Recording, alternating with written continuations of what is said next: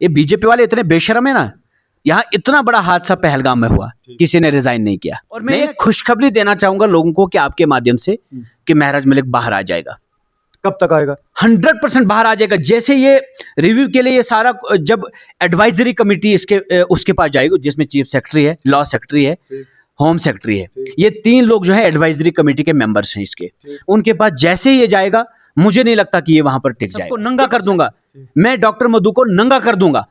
ये एक ऐसा रिमार्क्स था जिसको, यानी कि वो एक्सपोज करेगा। उन्होंने खुदा न खास्ता कपड़े उतारने की बात नहीं की थी उसमें। इस वक्त हमारे साथ बात करने के लिए मौजूद है कांग्रेस के सीनियर लीडर शेख जफरुल्लाह, और ऑफ कैमरा इनके साथ बात हुई और ये एक मैसेज देना चाहते हैं कि महराज मलिक, जिनको पीएसए के तहत बुक किया गया है और बहुत कम वक्त में जो है वो बाहर निकल के आएंगे, किस तरीके से आएंगे, इनकी क्या सोच विचार है, इसके ऊपर चर्चा करेंगे जरूर। जफर साहब, आपने कल भी कोशिश की डोडा जाने की, प्रोटेस्ट ज्वाइन करने की, और एक बहुत बड़ी बात है कि कॉन्स्टिट्यूशनल पोस्ट के ऊपर महराज मलिक बैठे हैं, सिटिंग एमएलए हैं, और उनके ऊपर पीएसए लगाया जाता है। तो आपने प्रोटेस्ट को ज्वाइन करने की कोशिश की, क्या सोच विचार है, क्या कहना चाहेंगे आप?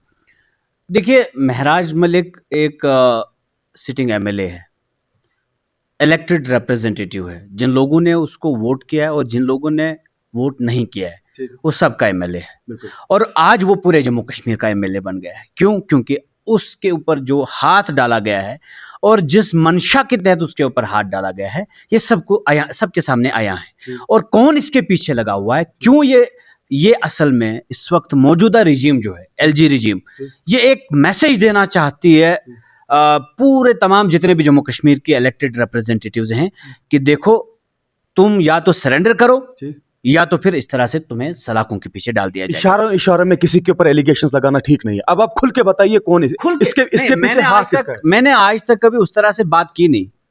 मैंने ये इशारों में बात नहीं की। खुलकर मैंने एलजी रिजीम का नाम लिया।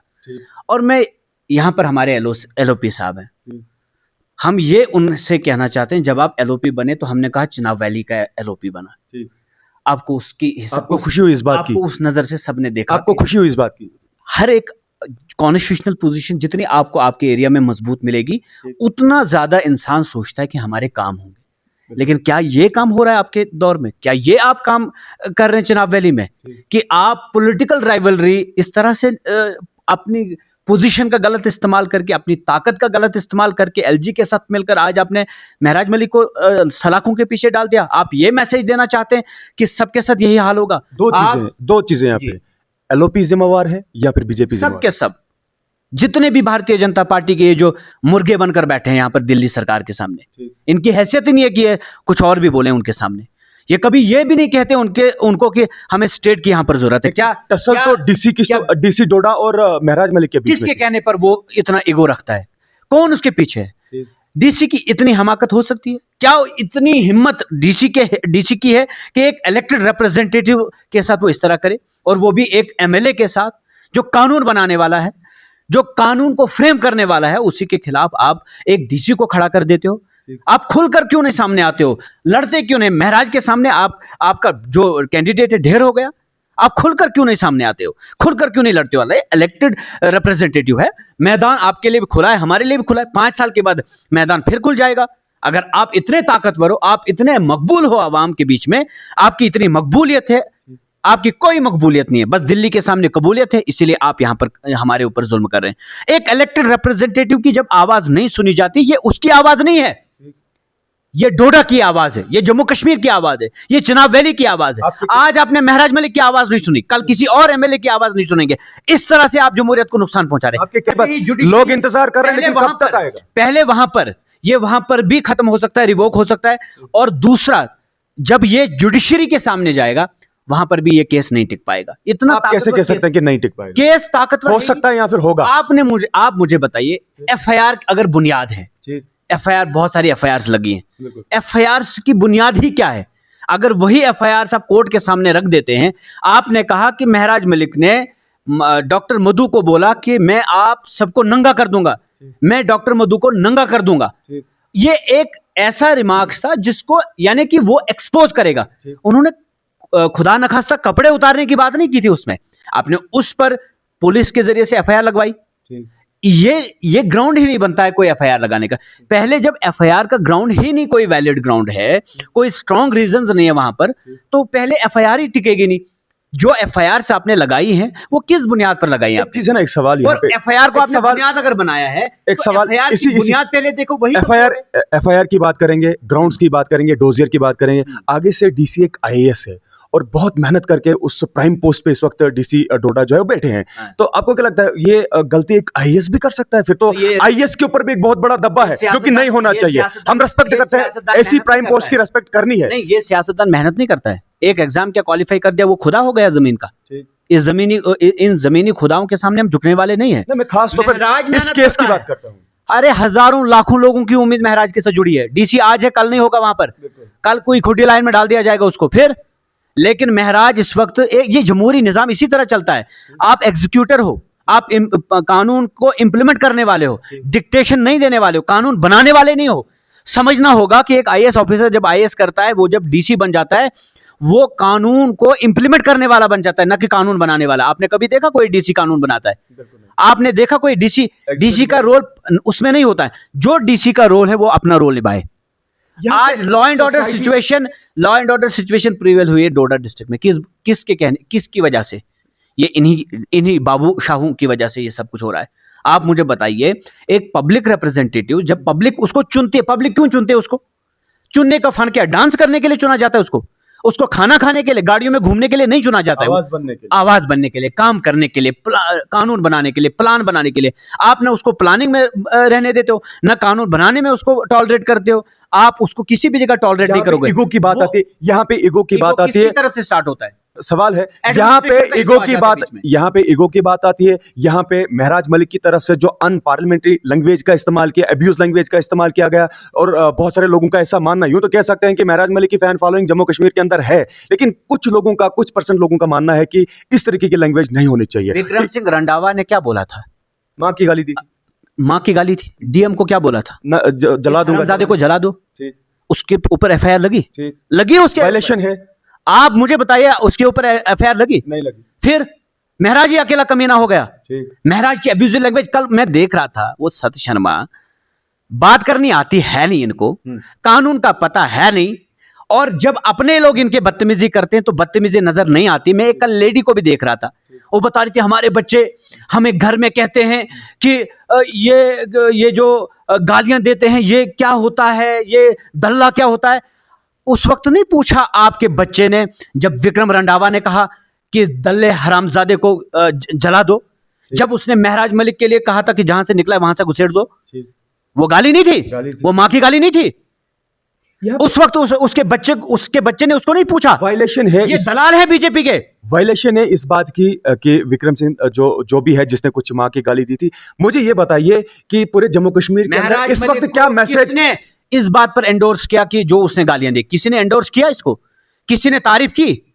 हम ये कहते हैं एफआईआर उसकी बुनियाद पर आपने लगानी थी, लगाई। पीएसए के लिए आपने रिकमेंड किया। असल में ये सोची समझी साजिश है, और ये एक मैसेज देना चाहते हैं पूरे जम्मू कश्मीर के एमएलएज को और जम्मू कश्मीर की जनता को कि तुम हमारे पैरों के नीचे हो। दिल्ली की यहां पर चलेगी बस, यहां की ना हुकूमत की चलती है आज, न यहां पर आपकी चलती है, ना मेरी चलती है। यहां पर किसी एसएसपी के पास पावर्स नहीं है, किसी डीसी के पास पावर्स नहीं है। ये सारे के सारे पावर्स जो हैं अमित शाह के पास है और मोदी के पास है और उसके बाद एलजी के पास है। ये जैसे चाहते हैं वैसा जम्मू कश्मीर को चलाते हैं। ये आपको भी अगर ये चाहेंगे वसीम को मारना है, जफर को मारना है, 2 मिनट नहीं लगाएंगे हमें मारने को। इतना बड़ा एलिगेशन 100%। अरे इन्होंने किया क्या जम्मू कश्मीर? यकीन है आपको इतना? 100%। इनके पास है ही नहीं कुछ करने को, कुछ नहीं, हमारे लिए अच्छा कभी नहीं सोचते हैं। ये रिप्रेजेंटेटिव है आपके मुताबिक। मुझे बताओ, कांग्रेस की सरकार थी, जम्मू कश्मीर में बाढ़ आ गई, 80,000 करोड़ का पैकेज मिला। जब अमित शाह साहब कुछ दिन पहले जम्मू आए, कितना पैकेज दिया? कितना पैकेज दिया बताओ? 209 करोड़ का पैकेज दिया। इतना ही नुकसान हुआ यहां पर। 147 करोड़ का तो एक ही ब्रिज टूट गया। इनको जम्मू कश्मीर के साथ कोई लेना देना नहीं है। इन्होंने यहां पर कुछ चमचे बनाकर रखे। ये जो एलओपी साहब है हमारे यहां, कहते बहुत मजबूत लीडर है। क्या मजबूत लीडर है? एलओपी भी चमचा है। बड़े प्रोजेक्ट लाए हमारे लिए यहां। कितनी नौकरियां दिलाई जम्मू कश्मीर के नौजवानों को? कितने प्रोजेक्ट्स लाए दिल्ली से अभी तक जम्मू कश्मीर के लिए? पता है ना मुझे, बहुत बहुत मजबूत है। बीजेपी तो कहती है कि सत हमने शर्मा साहब कल कह रहे थे, बीजेपी तो कहती है कि हमने रोजगार दिया, बीजेपी तो कहती है कि हमने नौजवानों को एडजस्ट किया कंपनी में। अनएम्प्लॉयमेंट रेट देखो ना, आंकड़े देखो ना, इन्हीं के सरकार के आंकड़े उठाकर देखो। सत शर्मा साहब कहते हैं कल कि महराज मलिक की अनपार्लियामेंट्री लैंग्वेज, अगर वही सत शर्मा इतने एथिक्स वाला है और इतना ही बड़े मॉरलिटी की वो भाषा बोलता है, तो रविंद्र अपने वो जो उनका रंडावा है, क्या उस पर कोई एक्शन लिया कोई एक्शन उस पर? नहीं लिया। तो हमें ये लेक्चर मत दो, तुम नाचो तो डांसर, हम नाचे तो बंदर। तुम्हारा रंडावा बकवास करे तो कुछ नहीं, लेकिन महराज मलिक ने गुस्से में आकर कोई बात कह दी तो बदतमीज। तुम कौन होते हो हमें मॉरलिटी के लेक्चर्स देने वाले? क्या तुम कौन होते हो हमारे यहां पर रिप्रेजेंटेटिव्स को जलील करने वाले? सत शर्मा 2 वोट नहीं ले सकता है, उतरे मैदान में लड़े इलेक्शन, 2 वोट नहीं ले सकता है। इनका पुराना जो चीफ है वो हार गया है, 10,000 से हारा है वो। इनकी कोई हैसियत नहीं। ये जो जीते हैं ना, 1000 वोट से जीते हैं, 500 से जीते हैं, ज्यादा वोट से नहीं जीते हैं। अगले इलेक्शन में उनको कोई सरपंची वोट भी नहीं देगा।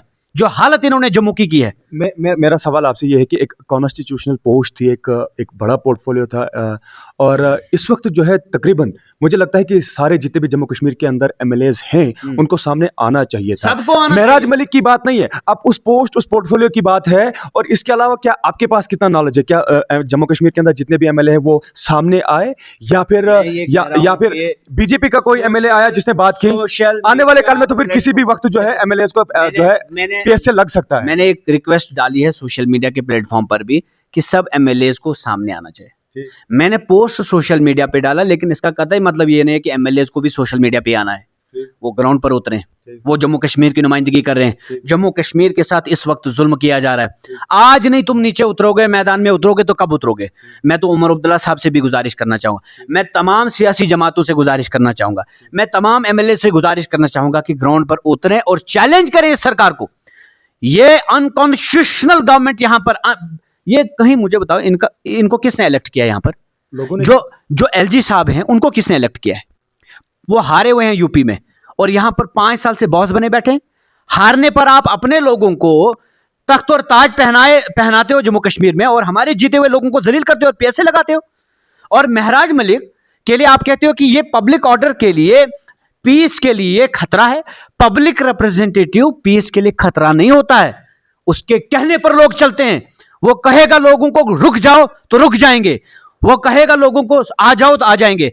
कल महराज मलिक के साथ जब पुलिस के साथ भिड़ गई अवाम डोडा में, उन्होंने कहा हमारी बात महराज मलिक से कराओ, वो हमें कहेगा तुम यहां से निकल जाओ, फिर जाकर हम निकल जाएंगे। कराओ बात उसकी, सारी जनता घर में बैठ जाएगी उसके कहने पर। लेकिन हमारी ये लड़ाई ये नहीं है, हमारी लड़ाई ये है कि एक पब्लिक रिप्रेजेंटेटिव को तुमने आज मुर्गे की तरह पकड़कर सलाखों के पीछे डाल दिया। 2 महीने की, और अवाम के साथ क्या हाल कर, बिल्कुल 2 महीने की एक बच्ची जिसकी जान चली जाते, मासूम बच्ची जिसने अभी कुछ देखा भी नहीं था, और सिर्फ 3 किलोमीटर सफर करना था जीएमसी डोडा तक पहुंचती, और 100% चांसेस थे वो बच्चा जो बच्ची थी वो बच सकती थी, लेकिन वो 3 किलोमीटर सफर ना कर पाई। और जबकि महराज मलिक को जो है बनी बसोली वाया जो है कोटवा पहुंचाया जाता है। तो आप क्या बताना चाहेंगे इसके ऊपर? सिर्फ 3 किलोमीटर की बात है और एक मासूम बच्ची की बात है। इससे अंदाजा लगाइए कि जो सरकार चाहती वही होता है। सरकार ने चाहा महराज मलिक को पकड़ना, पकड़ लिया। सरकार ने चाहा महराज को कठुआ पहुंचाना, रास्ता बंद होने के बावजूद भी उनको कैसे पहुंचाया वहां पर। जब सरकार ने नहीं चाहा कि वो बच्ची, उसकी जान बच जाए, तो उसकी जान चली गई। अब ठीक है, समझ रहे ना आप? डिस्क्रिमिनेशन कहां पे आपको लगता है? भेदभाव असेंबली में भेदभाव कहां पे लिखता है, और एमएलए के बीच में कहां पे लगता है आपको डिफरेंस क्या है, गैप कहां पे? बात जो है, हमें स्टेटहुड वापस दो, इस एलजी को वापस ले जाओ। ये जहां से हारा हुआ है वहां से इलेक्शन की तैयारी करे। यहां क्यों हमारे सर पर जबरदस्ती बैठा हुआ है? किसने इसको यहां पर लाया? किसके कहने पर यहां पर भेजा गया? इसको क्यों हमारे सर पर जबरदस्ती सवार है? इसको एलजी को वापस ले जाओ, स्टेटहुड हमें वापस दो। हमारे पब्लिक रिप्रेजेंटेटिव्स फिर अगर नालायक होंगे, काम नहीं बनेगा, 5 साल उनको करना, 5 साल के बाद फिर जमहूरी तर्ज पर उनको हराएंगे। आप उनको पहले ही क्यों हराने पे तुले हुए हो? क्यों उनको गिराने पे तुले हुए हो? क्यों उनको जेल में डाल रहे हो? क्यों उनको पकड़ पकड़ कर हैरास कर रहे हो? क्यों अपने डीसीज को कह रहे हो कि इसकी मत सुनो, उसकी मत सुनो? तुम क्यों ये सारा कुछ कर रहे हो? क्यों जम्मू कश्मीर को बर्बाद कर रहे हो? क्यों कहते हो कि भाई ये बीजेपी का है, इसकी चलनी चाहिए, चाहे ये 5 ही क्यों ना हो, और दूसरी जमात का अगर एमएलए भी है इसकी नहीं चलनी चाहिए? ये कौन सा इंसाफ है? ये कौन सी जमहूरियत है? और इस तरह से जमहूरियत को आप चलाना चाहते हो, आप इस तरह से हिंदुस्तान को नुकसान पहुंचा रहे हो। और याद रखना, नेपाल में देखा, फाइनेंस मिनिस्टर को पीटा, बिल्कुल वहां के प्राइम मिनिस्टर को छोड़ना पड़ा ना पद, देना पड़ा। देना पड़ा। ये बीजेपी वाले इतने बेशरम है ना, यहाँ इतना बड़ा हादसा पहलगाम में हुआ, किसी ने रिजाइन नहीं किया, नहीं ना किया। ये आक्रोश लोगों के अंदर बढ़ रहा है, हिंदुस्तान की जनता देख रही है। ये जनता जिसको सर पर बिठाती भी है उसको पैरों तले भी रौंदना चाहिए। आखिरी सवाल आपसे करना चाहूंगा, जिस तरीके से अगर ठीक है डीसी डोडा या फिर एडमिनिस्ट्रेशन डोडा की तरफ से ये लगा कि सिटिंग एक एमएलए महराज मलिक जो है वो रूल वायलेशन मतलब वायलेट किया और तब जाके पीएसए लगाया गया। आने वाले काल में आपने पब्लिक को तो कह दिया, लाइव ऑन कैमरा में बता दिया कि वक्त आने वाला है, बहुत जल्द जो है महराज मलिक जो है वो छूट जाएगा। तो महराज मलिक अगर वायलेशन करते हैं तो उनको तो पीएसए लगाया गया। अब अगर डीसी डोडा जो है उसने रूल्स की कहीं कहीं पे जो है वायलेशन की होगी, वो वायलेट रूल्स को करता है, तो उसके ऊपर क्या लगता है आपको, किस किस्म की पनिशमेंट होनी चाहिए? बेशक वो आईएएस है। जिन मुलाजमों को डीसी साहब ने फोन कर करके प्रोटेस्ट में बुलाया है, पहले डीसी साहब ने वो वायलेशन की है, इसके खिलाफ डीसी के खिलाफ एफआईआर लगनी चाहिए। उसके बाद जो law and order situation create हुई है वो डीसी डोडा की वजह से हुई है, तो पीएसए उसके खिलाफ लगना चाहिए। लोग आज भी कह रहे हैं महराज अंदर है, महराज से हमारी बात करो, महराज हमें कहेगा चले जाओ वापस तो हम चले जाएंगे। वो महराज को छुड़ाने के लिए आए, न कि law and order situation create करने के लिए। लेकिन महराज को बंद करने वाला कौन है? ये नौबत क्यों आई? महराज एक एमएलए, उसकी बात ना सुनने वाला कौन है? उसको हैरास करने वाला कौन है? उसकी हर फाइल को टेबल पे दबा कर रखने वाला कौन है? कॉन्स्टिट्यूशनल पोजीशन को डिसग्रेस करने वाला कौन है? कल जो उस बच्ची की जान चली गई उसका जिम्मेदार कौन है? महराज मलिक। वो कठुआ में रोका, उसको क्या? बताइए ना मुझे आप। आपके पास सारा कुछ है, सारी मशीनरी आपके पास। आपने चाहा तो भलेसा से आए हुए लोगों को खदेड़ा और आपने उनको वापस भेज दिया। आप चाहते तो उस बच्ची की जान भी बचा सकते थे, क्यों नहीं बचाई? और ये एक बच्ची की जान नहीं हुई, वहां की तो ये रीत है, उस डिस्ट्रिक्ट में अस्पतालों से लाशें ही निकलती है। आप समझ रहे हैं? तो ओवरऑल जो है डीसी डोडा जो है वो इस सब आपदा, ये जो सारी परेशानी इस वक्त चल रही है, ये जो सारी इस वक्त जो लॉ एंड ऑर्डर जैसी सिचुएशन बनी बैठी है, ये सब जो है इसके पीछे डीसी डोडा, और डीसी डोडा के पीछे जो ताकतें हैं वो आपको मालूम है, वो भारतीय जनता पार्टी की ताकतें हैं। शुरुआत में एमएलए महराज मलिक के बाहर आने की, मैं यही पूछने वाला था लोगों, आपने पहले ही बोल दिया लोगों को कि अब महराज मलिक जो बहुत जल्द बाहर आएंगे।